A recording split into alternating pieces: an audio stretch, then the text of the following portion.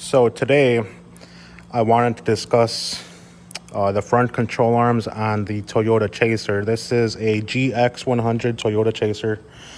And in front of me I had a bunch of TRQ control arms for a Lexus IS-300 2001 to 2005. This is the part number. I believe that is the part number. I got the 8-piece kit. Do not get the 10-piece kit because the 10-piece kit comes with the upper control arms, and you do not want to use the Lexus IS-300 upper control arms as they are a little bit longer. So the only difference between the 8-piece kit that I got and the 10-piece kit is the upper control arms. You want the 8-piece kit because it's a little cheaper, and you can't use the upper control arms for a Chaser, or for a Lexus IS-300 on a Chaser, because they are a little bit longer and they will give you positive camber. So otherwise, everything else, this wishbone is a Lexus IS-300 control arm. That lower control arm is a Lexus IS-300 control arm. And the ball joint as well is a Lexus IS-300 control arm. As well as the sway bar end link is also for a Lexus IS-300.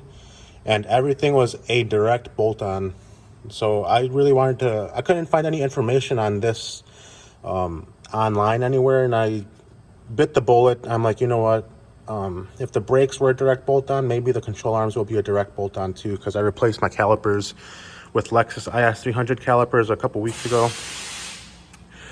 And it's not a simple process. It's definitely not an S chassis. It's definitely more like a Lexus, like Lexus engineering in the whole suspension. So it's definitely more difficult, and the most difficult part I'm gonna discuss with everyone right now and give you guys a pro tip. That rear bolt for the main control arm.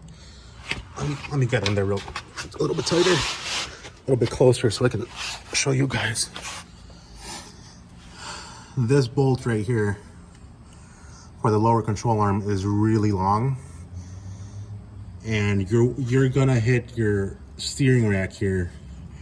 Even if you drop your outer tie rod, it's not gonna give you enough play to pull that bolt out. So what you have to do is those bolts that hold the steering rack, you have to loosen up all four all the way to give you just that much of a drop. It's just a 1/4 inch drop to get that bolt out.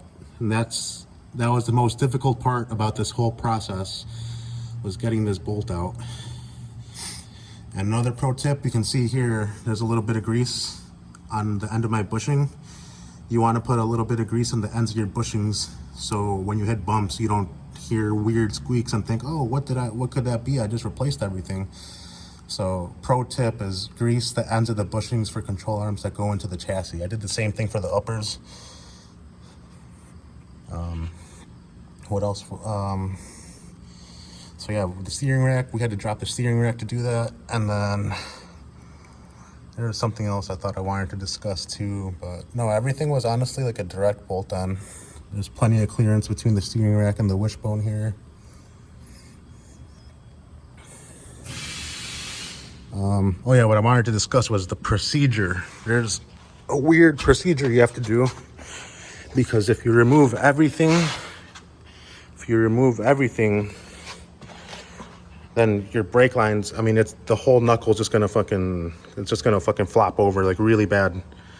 So what I did, I replaced all the lower stuff first. That way this knuckle isn't completely loose. It's still attached to your stock control arm, the upper control arm. And if you're replacing it, it doesn't matter if it's like all messing up the ball joint. But if you're trying to keep it, I would maybe put a jack under this, so it's not all loose. Like, you'll know what I mean when you guys start doing it. Like, you're gonna see, like, once you take out your outer tie rod and like the control arms, this thing's just gonna fucking like want to flop over. It's just gonna want to like be really loose. So I did all my lower control arms, I did everything in the bottom, started all the bolts, and then I came back and I did the top. So I had something to hold it in the bottom while I was working the top. So I just wanted to kind of discuss how I did it. You could do the top first and then do the bottom, or vice versa, but I would not recommend doing everything all at the same time unless you have the caliper off. If you have the caliper off, you can go ahead, just dismantle everything. But I didn't want to take off my brakes, so I just did the bottoms first and then reattached everything and then did the top, and then tightened everything. I put a jack under the knuckle and kind of jacked it up so there was some like weight on the suspension, because you do not so I've saw a couple videos of people just replacing their stuff and they never really went fully in depth, but you want to kind of jack up, like raise your knuckle up so you're simulating like there's weight on the car, because if you tighten the control arm while this is like way down here, and you tighten it all the way, but when you lower the car, your bushings are going to be